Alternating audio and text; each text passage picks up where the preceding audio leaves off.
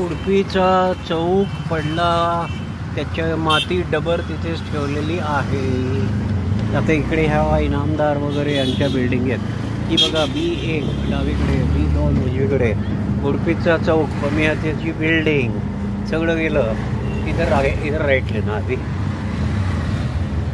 ये राइट. आपण परत जाऊ.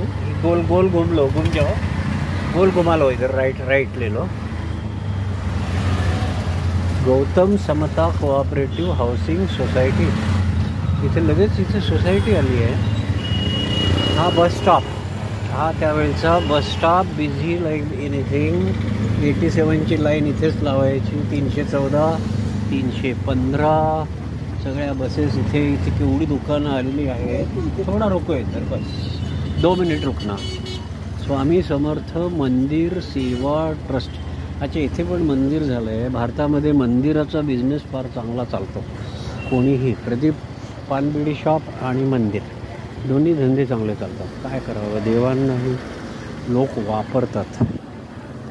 हे पाणी हाताचा चौक. एवढी माती कशी काय आली मला आश्चर्य वाटतंय. गेल्या वेळेला मी आलो होतो तेव्हा इथे चौक होता.